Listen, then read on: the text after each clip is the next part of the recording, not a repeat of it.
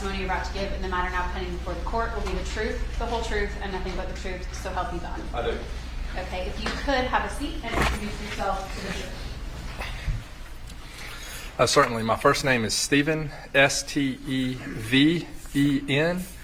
My last name is Atkinson, A-T-K-I-N-S-O-N. Dr. Atkinson, where do you work? I am employed by the state of Georgia. I work for the Georgia Bureau of Investigation at the medical examiner's office there. I am a forensic pathologist, also known as a medical examiner. Excuse me. Are you licensed to practice medicine in the state of Georgia? Yes. Can you please tell the jury your educational background, what led you to the job that you're in now? Certainly. My education, training, and experience is as follows. I received a bachelor's degree from Georgia Tech in Atlanta in 1996. I then received an MD from the Medical College of Georgia in Augusta, Georgia in 2000. For the next 5 years, I completed an anatomic and clinical pathology residency at the University of Florida in Gainesville. For the next year, 2005 to 2006, I completed a pathology fellowship at the University of Tennessee in Knoxville. For the next year, 06 to 07, I was in private practice doing hospital-based pathology in Macon, Georgia. And then for the next year, 07 to 08, I completed a forensic pathology fellowship at Emory University in Atlanta, Georgia. So upon completion of that fellowship at Emory, I began my employment with the Georgia Bureau of Investigation in 2008, and I've been there ever since as a forensic pathologist.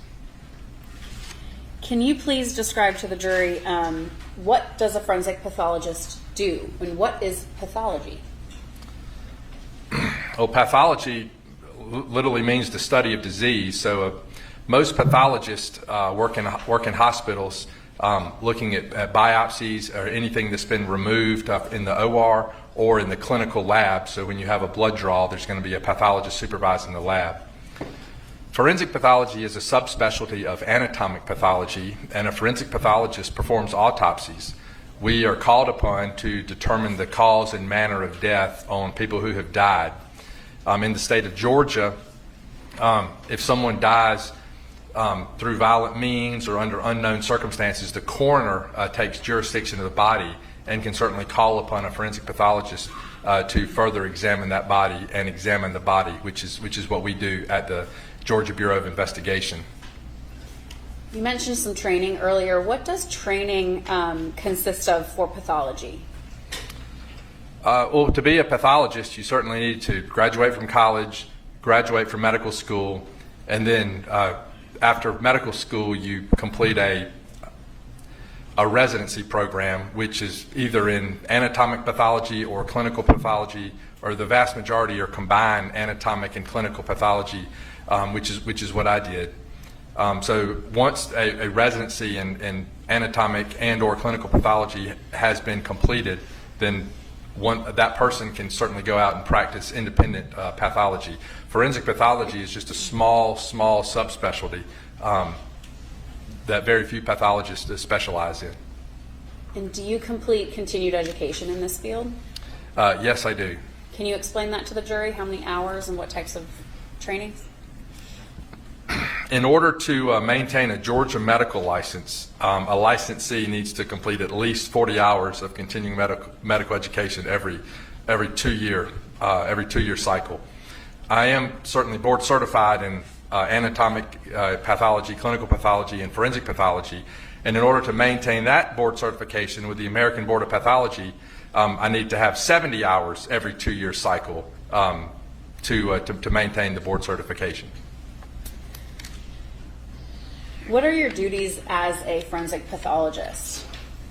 As a forensic pathologist, we are a consultant to coroners throughout the state of Georgia. If a body falls under a coroner jurisdiction, then that coroner can decide that further examination of the body, such as an autopsy, needs to be performed. the coroner can either hire their own forensic pathologist, or they can use the state's forensic pathologist, because there's no back charge from the state to the county.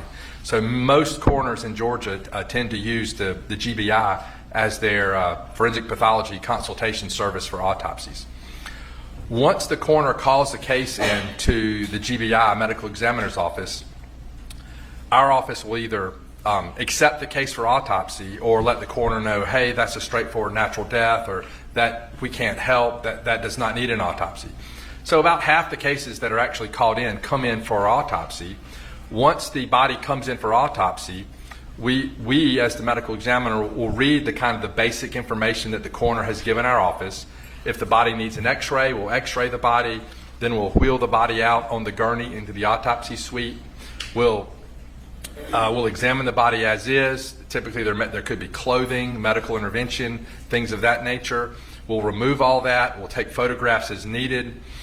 And then we'll proceed with the autopsy, which I'm sure you've seen it in the movies. We make a Y incision in the torso to examine the organs in the torso. We make an ear-to-ear incision in the head, reflect the scalp, take the skull cap off, examine the brain, and finally we examine the neck organs. Once we have completed an autopsy, we will release the body to the next of kin, to the funeral home of their choosing. And an open casket funeral usually can still be done, because clothing will cover the Y incision here, and the hair and the pillow will cover the incision in the scalp. Typically 3 to 6 months later, we will release an autopsy report, which becomes a public record. And the final 2 lines of the autopsy report will mention the cause and manner of death. How many autopsies have you performed? I perform approximately 300 autopsies per year. So just with the GBI, approximately 5,000 in my career there over the last 16 plus years, and then another 250 in fellowship, forensic pathology fellowship, and another 75 during pathology residency. So over 5,000 autopsies at this point in my career. Have you ever been admitted, have you ever testified as an expert in forensic pathology? Yes, I have. Do you know how many times? It's approximately once a month, so I believe I'm up to about 165 times or so. The vast majority of those are in counties throughout the state of Georgia. At this time, Judge of the State would tender Dr. Atkinson as an expert in autopsies and forensic pathology. Okay. All right. Dr. Atkinson, did you have the opportunity to perform an autopsy on Gary Wayne Farris in 2018 and 2019? Yes, I did. And can you describe to the jury why this autopsy was different than the majority of the other autopsies you performed? This autopsy was different because the body had been severely burned, and we had cremated fragments of tissue. It wasn't a whole entire body that came in a sealed body bag. We got boxes and bags of just fragments of tissue that had been severely burned, and the pieces were small, and so we can't get a height. Things that are limiting are we can't get a height, we can't get a weight, we can't get a hair length, a hair color, eye color. We can't examine the heart for coronary artery disease. So many things are limited when we're examining burned, cremated remains. So this case, we did have to have some expert consultation as well, because one of the things we're interested in is proving who this body is, and number 2, figuring out the cause of death. Dr. Atkinson, did you, after your autopsy, did you put together a report that reflects your work on Gary Wayne Farris's remains? Yes, I did. It's a 4-page PDF report electronically signed by me. I brought a copy of that with me today, and it can certainly be reproduced as many times as needed. State moves to admit GBI DOFS 8, State's Exhibit GBI DOFS 8, his report. No objection. All right. Mid. Thank you, Judge. And did you also take photographs as you conducted this autopsy? Photographs, we have a forensic photographer who works in the autopsy suite. So photographs were taken under my supervision at my direction. Yes, photographs were taken during this autopsy. And at this time, the state moves to tender GBI ME 1 through 28. Objections? No. All right, they're admitted. Oh, I should say through 27. Thank you. All right, doctor, how did you know who the identity of the remains were in this case? Well, I'll preface this by saying there are 3 ways to scientifically identify someone who cannot be visually identified. Those 3 ways are through dental comparisons, through fingerprint comparisons, or through DNA comparisons. These remains did have some burned, fragmented areas of the jaw with teeth. So we consulted with Dr. Frazier, who is a forensic odontologist, who actually looked at the morphology of the teeth and the fillings and the restorations of the remains and compared those with Gary Farris's dental records that were known when he was living. And so when Dr. Frazier, the forensic odontologist, compared those two, there was similar morphology, and he certainly made the scientific identification that way. Doctor, I want to walk through the photos that were taken during Mr. Farris's autopsy, okay? I'm pulling up GBI ME1. And what is this number?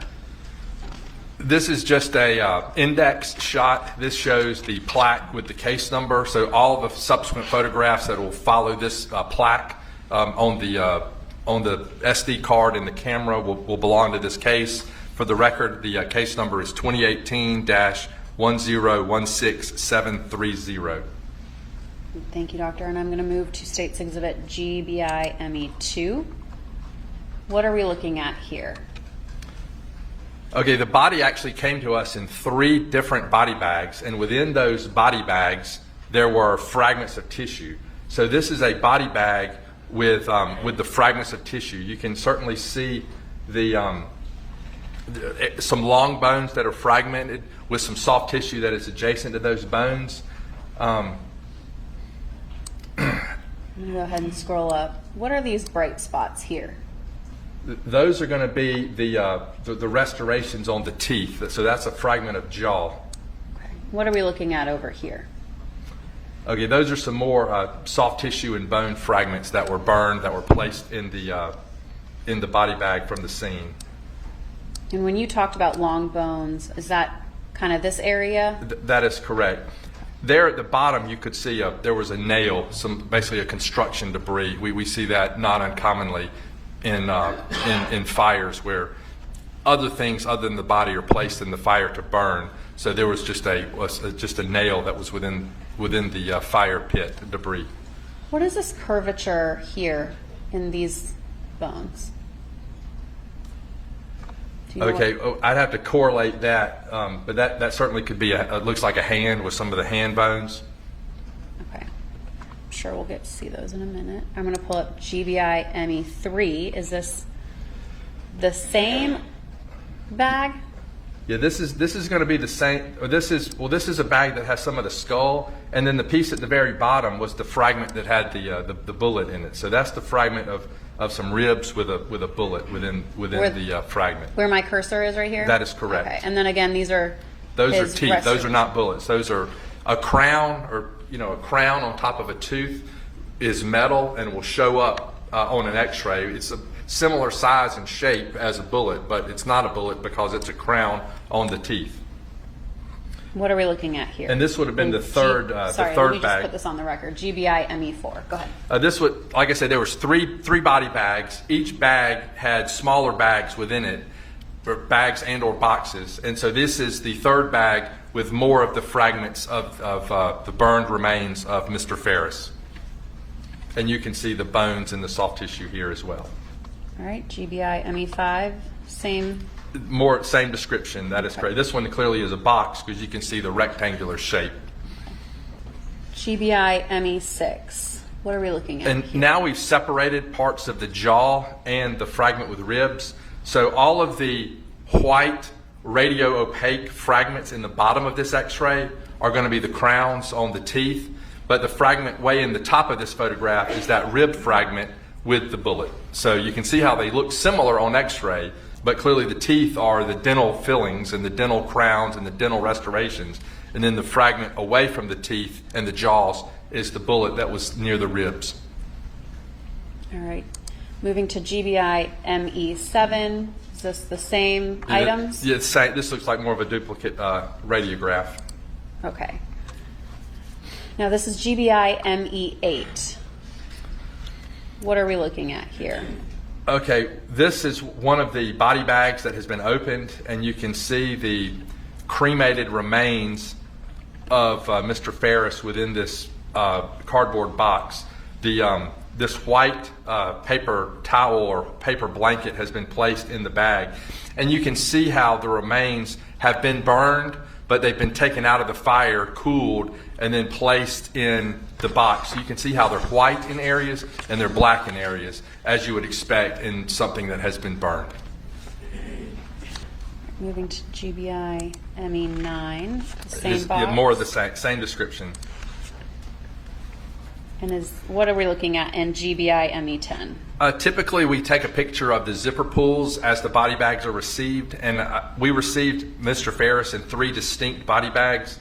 So this is one of the body bags, and you can see the yellow tag is placed at the scene with a unique number on it. So this came to us as just Cherokee County UID, which stands for unidentified, and you can see our case number, the 2018-1016730 here on the body bag. Okay. Now I'm going to show GBI ME11. What are we looking at in this? And we're photo? looking at more burn debris of Mr. Farris within this cardboard box. What are these large sections over here to the right? Well, No. those are going to be the soft tissue, the large pieces of skeletal muscle that get burned down and shrunken. GBI ME12. This actually looks like a piece of cranium or skull. You can see it's kind of bowl-shaped like your skull would be. Where my cursor is right here? Correct. Okay. GBI ME13, just the end of that same box. What are we looking at here? This is that I'd have to see it up close, but that may be the rib piece with a bullet in it. But we took it out separately and then took some additional photographs. And we did not remove the bullet because we wanted to present that all to Dr. Gooding, the forensic anthropologist. Okay. Another bag. This is one of the 3 bags again with the same description with the yellow tag with the unique number. And that's GBI ME14. Okay, now we're on 15. Right. Rather than a cardboard box for that one body bag, these actually were brown paper bags within the overall body bag. So we took pictures of the brown paper bags as they were received, and now we're going to take pictures of what is the contents of these brown paper bags. Okay. And GBI ME16. GBI ME17. That same description, more of the same. We're just documenting photographically what was received. All right, and then in GBI ME18, is this the bag and then what was inside the bag? That is correct. Okay. What are those? Do we even know what those fragments may come from? How do you determine that? These are just small fragments of bones and a little bit of soft tissue. We were able to save a portion of skeletal muscle to submit as evidence, but again, the forensic anthropologist, she was able to separate each one and say, these are skull bones, these are vertebral bones, these are rib bones, these are pelvic bones, these are long bones. But sometimes when you get to the bones in the ankles and the wrists and the hands and the feet, sometimes it's very difficult to tell because the burning has changed what they originally looked like. All right, GBI ME19, another bag. More of the same, yeah. The quadrant B and E-4, some of these markings had to do with the scale of that was marked out at the scene. So if somebody wanted to say, well, what part of the fire pit was this bone found in, or what part of the fire pit was this piece of muscle found in, she could go back and tell that. But yeah, as far as a forensic pathologist, this is just the markings on the bag. So we're documenting that these fragments came in this bag, and the markings of the bag were this. And this clearly looks like a long bone that's been burned with some attached skeletal muscle here. And that's GBI ME20. Okay, going to 21. Is that Same description, this? yes. Looks like almost the same photo. Okay, 22. Another bag. Another bag, yes. Okay. and same description. Burned fragments of bones and soft tissue. You can see there's black areas and white areas, and it's certainly consistent with a body that has been burned in a fire pit. And then 24, unopened. Same description 25, and okay. same description. Just different markings on the brown paper bag. Now, is this another possible long bone with muscle? That's exactly what that is. Yes, long bone with muscle. And when we say long bone, what is that? What could you be referring to? We're talking about bones in the arms and the legs. So the humerus, the radius, the ulna, the femur, the tibia, and the fibula. Those are going to be your long bones. Okay. And this is GBI ME26. What are we looking at here? This was the fragment. You can see there's 2 ribs and a bullet. So we kind of try to turn it and get all different perspectives, showing where the bullet was and where the ribs were. And is this the bullet right here, the red? Yes, it item? is. that This is a little out of focus. It looks like the camera is focusing on the 3-inch ruler behind the thing, behind the tissue fragment. But you can certainly see the bullet, which is pointing back towards the camera, and that way you could estimate it at you could call it a medium caliber jacketed bullet just by looking at it in this photograph. And that's GBI ME27. I kind of want to walk through a little bit of your report. So when you are conducting your autopsy, where do you get the background information from the scene recovery? All of the information comes to us from the coroner, and in this case it was Coroner Sally Sims. So Coroner Sally Sims is essentially the customer, or who we were writing the report for. So Miss Sims is at the scene. She's the one talking to police. She's the one getting the investigative information from the police. So she's going to report that information to our office. So I want to go to page 2 of your report, down towards skeletal analysis. You have it divided into a couple of sections here: skeletal inventory, trauma analysis, and perimortem trauma. So what are you concluding under skeletal inventory? Okay, let me just preface this by saying the dashed line at the top of page 2 through the dashed line at the mid portion of page 3. This is verbatim from Dr. Gooding's anthropology report. Since Dr. Gooding's anthropology report was crucial to the, quote, autopsy findings, in the skeletal analysis. Judge, I object, and that's hearsay. That's not his report. He's copy and pasted another expert's report into his report, so that expert needs to testify about what that is.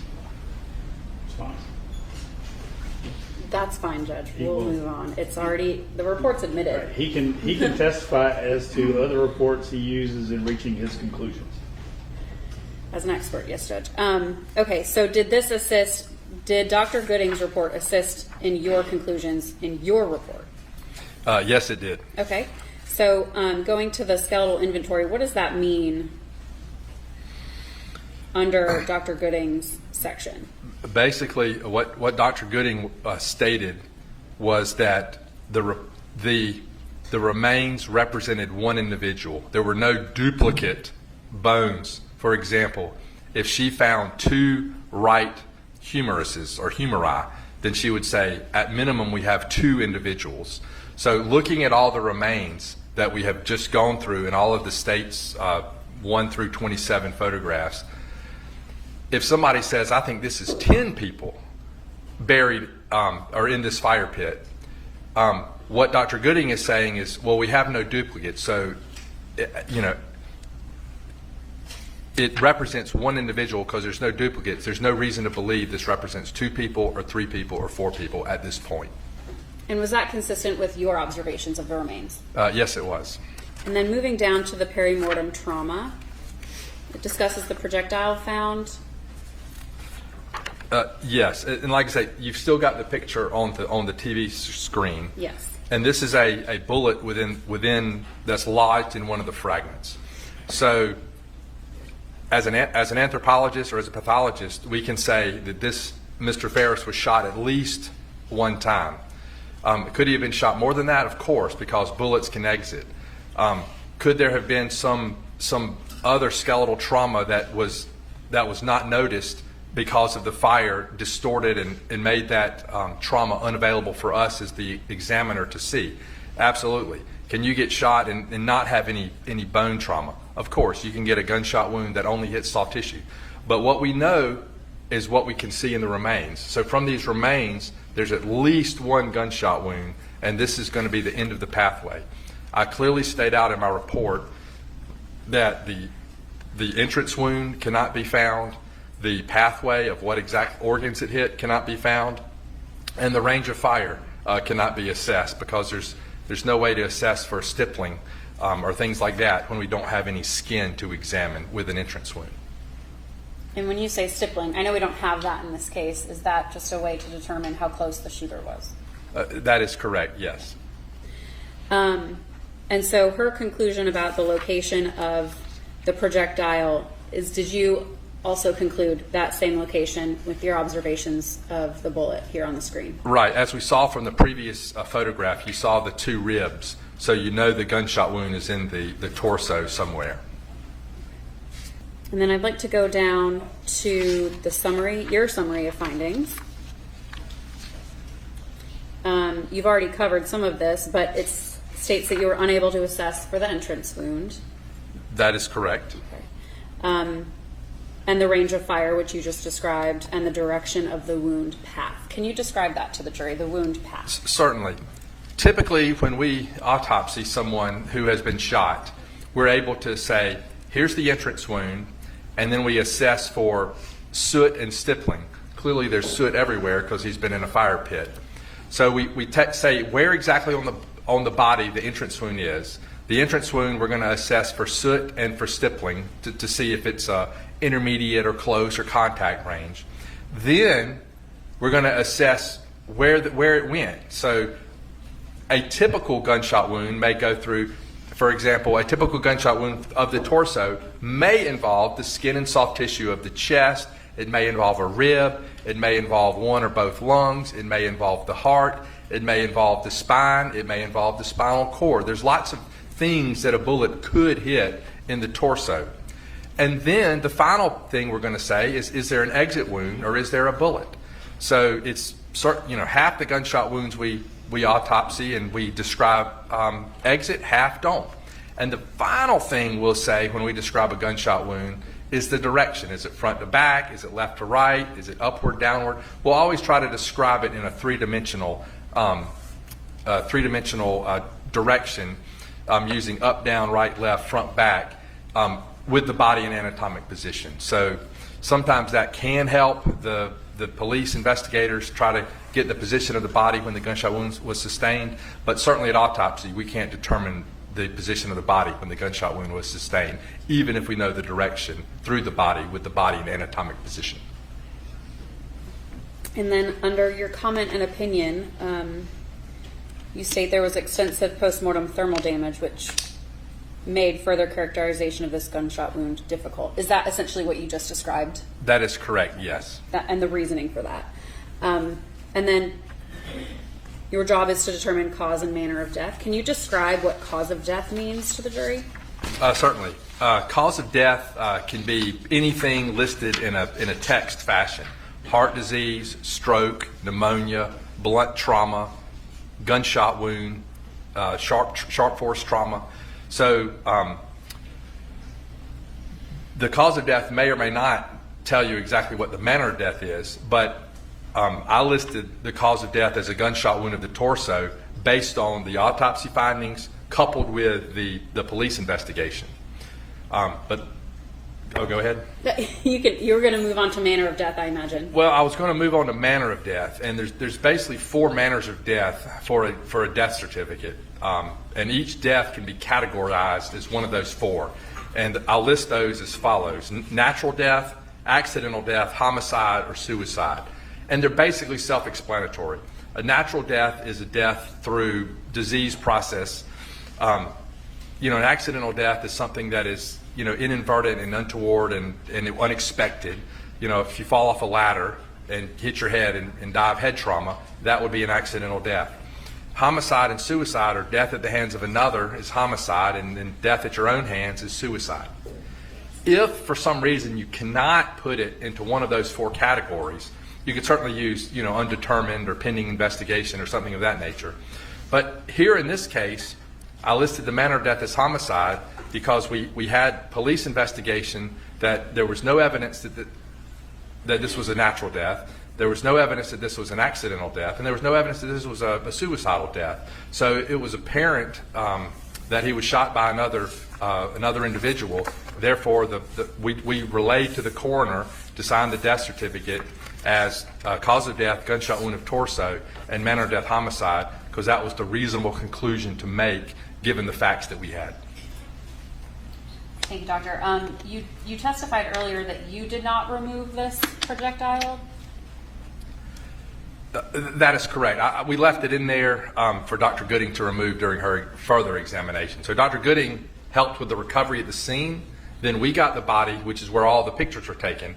And then Dr. Gooding got to examine the remains again in a controlled setting, with adequate light on a table in a laboratory, because it's a whole lot easier to remove or to examine the remains in a controlled laboratory setting rather than out in the field when I believe the fire was still smoldering. Your Honor, at this time the state would move to admit State's Exhibit GBI ME28, which is the bullet from the assessment. Right, any objection? All right, Smith. Dr. Atkinson, that's all I have for you. Thank you. Oh, thank you. Good afternoon, Dr. Atkinson. My name's Michael Ray. I represent Ms. Farris. You're a day early, so I don't have my questions printed. Can you repeat that? I was just saying that you're a day early, so I don't have my questions printed out for you. So give me just 1 sec, okay? So, you can't tell me, as the medical examiner, whether or not Gary Farris died as a result of a gunshot wound to the heart, can you? There was no heart available for examination. Yeah, I've made it clear that the pathway, the entrance wound, is unable to be assessed due to all of the postmortem thermal damage. So you can't say that any vital organ in Gary Farris's body was hit by a bullet? Yes or no? That is correct. Okay. Because you can't tell me where the bullet went in, it didn't go out, and you can't assess the pathway of the bullet, right? Yeah, that is correct. Okay. All right. Now, you also, on direct, you have stated that y'all consulted with numerous experts, correct? Yeah, that is correct. We consulted with Dr. Gooding, the forensic anthropologist, for examination of the bones, and then we consulted with Dr. Gordon Frazier for forensic odontology consultation, who confirmed using dental records and the remains that this was indeed Mr. Farris. Okay. And is that the only 2 experts that you spoke to? I believe those are the only 2 consultations that our office did. That is correct. Are there any other medical examiners at the GBI? Yes. How many? Currently, there are 15 medical examiners statewide, and we have 3 offices, one in Metro Atlanta, one office in Macon, and one office in Savannah. Okay. Did any of those other medical examiners look at these remains?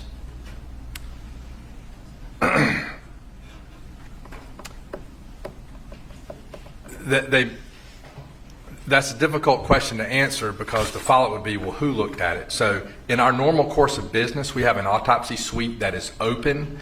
We have 8 stations, and there's typically up to 3 medical examiners performing autopsies at once.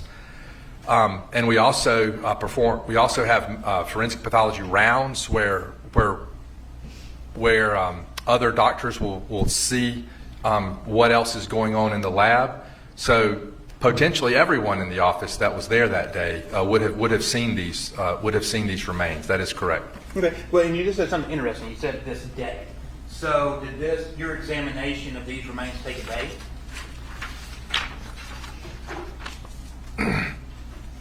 The actual examination of the remains and taking the photographs, yes, that was all done in one day. Okay. Did you take those photographs? Like I mentioned to the counselor earlier, we have a forensic photographer in our office So these photographs were taken under my supervision at my direction. So the answer is no, but you were there. That is correct. All right. And what day were these photographs taken and the remains reviewed by you? I'm going to refer to my autopsy report. That would have been on July 6th, 2018. Okay. 2018. So on that day, you did the photographs and you looked at it, right? That is correct. Okay. Then why did it take till June 12th, 2019 to issue your report? Again, typically we're going to wait until the final police investigation, and it took an extra few weeks to get him ID'd, his ID confirmed, and that's an average turnaround time. That appears to be 9 to 10 months, which that's not uncommon for a complicated case. That's par for the course. You had the forensic dental stuff. You had that by July, right? 2018? I believe Dr. Fraser's report, which I did bring with me, his report was dated November 8th, 2018. Okay, so you had it at least by November. That is correct. But didn't you also just receive like a letter from the dental forensic people saying, hey, I think this is Gary Farris?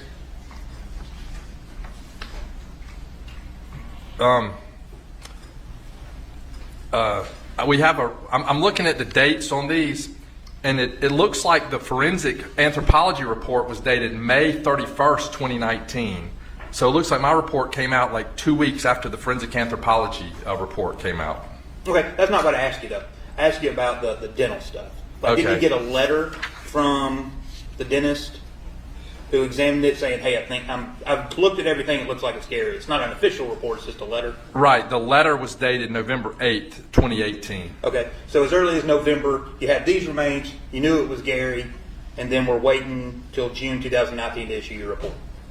Is that right? That is correct. Okay.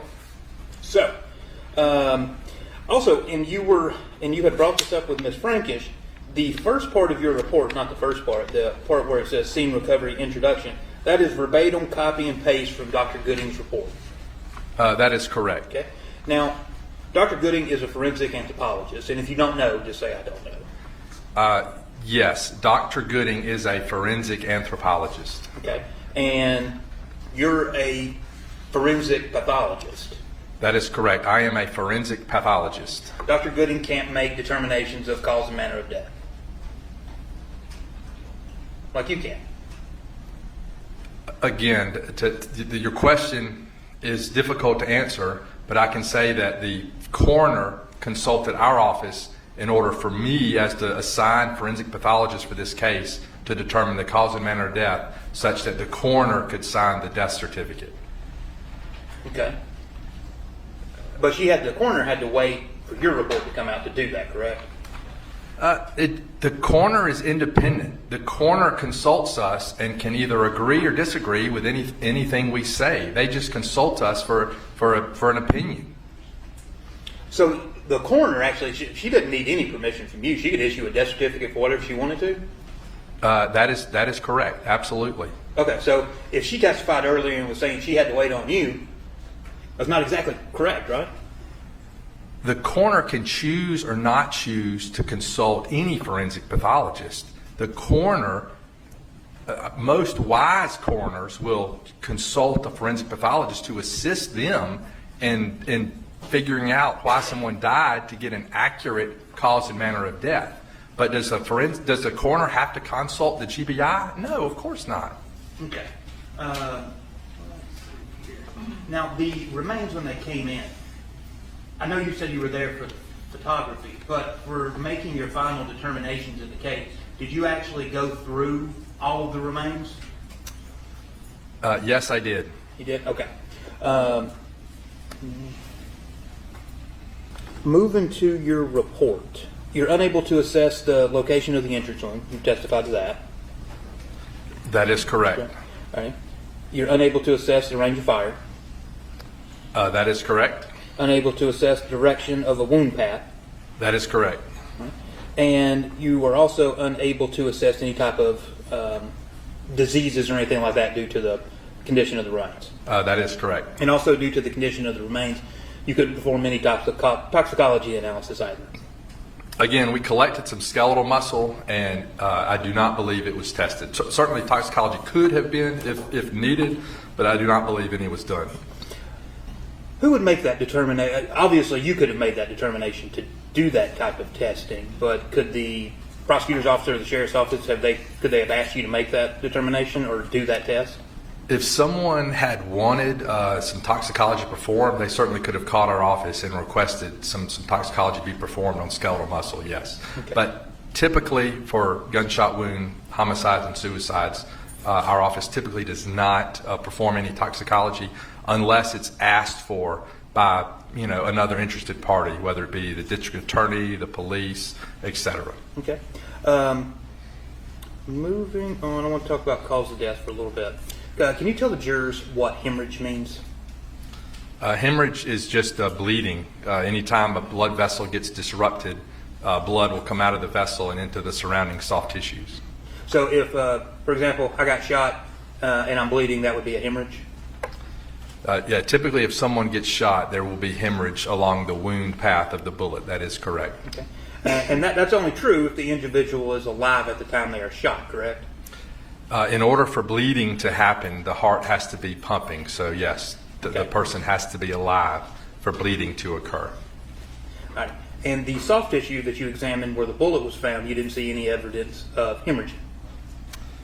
It was too burned to assess for hemorrhage, like I mentioned in the report. But so the answer is yes, I did not see evidence of hemorrhage. Okay. So with that, based on the logical assumption of what hemorrhaging is, if you didn't see any, you actually can't say to a medical certainty that the bullet entered that soft tissue while Gary Farris was alive. That is correct. Okay. Now, also going on to the wound path and the direction, if you can't determine the wound, I guess we'll back up. Can you tell the jury what a wound path is? I don't know if Ms. Rankin, I didn't hear her say that. A wound path is going to be what the bullet hits along the pathway from the entrance wound to either the exit wound or the lodgement of the bullet. For example, skin and soft tissue, skeletal muscle, bone, such as ribs, lungs, heart, aorta, soft tissue in the back, things of that nature. So the wound path is going to be a list of everything the bullet hit from when it entered the body to when it either exited the body or lodged somewhere. And in this case, since you don't have a wound path, the only thing that you can say is that it's in that soft tissue. That is correct? You can't say that it hit any bone or skeletal structural or any internal or vital organs. Right, yeah. The fragments that we examined were so burned that we cannot see an entrance wound, a wound path. All we saw is the bullet. Okay. So you would agree with me that if you can't determine what was hurt, then you can't say that that was the cause of death. Again, if you're only examining the body, you as a medical examiner, we have to we have to get the investigation and the remains. So we have to look at the entire case and come to a reasonable conclusion. And it was a reasonable conclusion that a gunshot wound is what led to Mr. Farris's death. And that was the opinion, that was my opinion. Okay. Even though you can't tell anybody of actually how he would have died, even if he was alive when he was shot. That is correct. Okay. Let's move to manner of death, because I thought that was interesting when you were talking with Mr. Frankish. So essentially, because I missed it, I know you've got accident, you've got homicide. What are the other two manners of death? The four manners of death are natural death, accidental death, homicide, and suicide. All right. So, homicide, suicide, accident. What was the other one? The four manners Oh, of death. natural cause. Natural cause, homicide, suicide, accidental. Is that the four? Yeah. The four causes are natural, accident, homicide, and suicide. So if those are the four you're listed, yes, those are the four manners of death. Okay, so you had testified on direct that natural cause, obviously there's a bullet there, so you don't think natural, right? And you have no organs to examine to see possible natural death, right? That is correct. All right. Suicide, people shoot themselves all the time, don't they? Again, it's rare, but people do commit suicide with firearms, yes. Okay. And have you ever done an examination on somebody who committed suicide and there was a bullet in them? Yes, I have. Okay. So we got suicide, accident. Well, propose me this.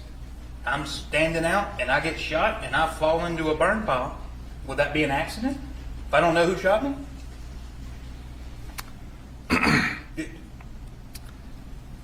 Typically, we would call that a homicide. True, because it's another person. Presumably that bullet came from somewhere, right? So that's why it'd be a homicide.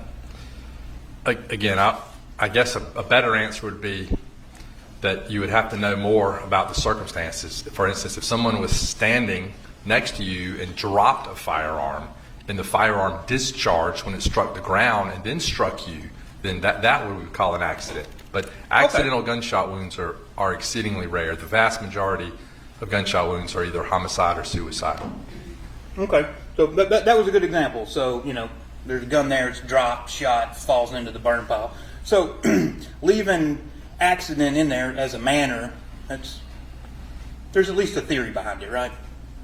Because you just told us that. It's not a theory you went with, but there's a possibility. Can you restate your question? I said, well, so both of them, like with suicide, we stated that you've done examinations where there's a bullet in somebody that committed suicide. So that's a plausibility, right? Given what you're stating, yes, I would agree with that. Okay. And accident, we came up with dropping a gun, accidentally getting shot. That'd be an accident. So possibility. Okay, yes. All right. Suicide, accident, homicide. Let's see. Oh, natural causes. Well, the bullet kind of takes natural causes out of the way, right? It could, yes. Okay. Unless, do you know, or did y'all get any medical records or anything obtained that showed that Mr. Farris had previously been shot?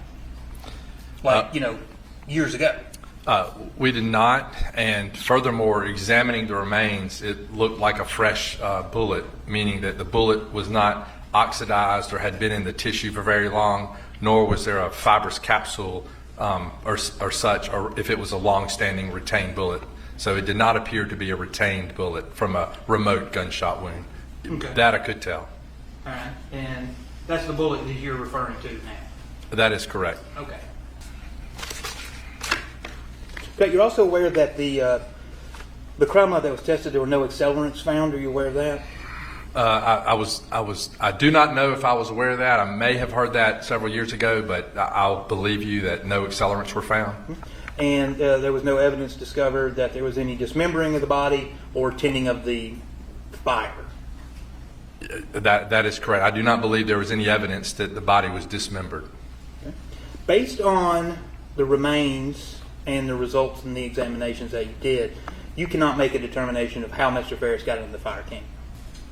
Again, as the medical exam, I guess the answer to your question is no, but with a qualification. Okay, qualified. The qualification is I am the medical examiner, so I'm examining the remains.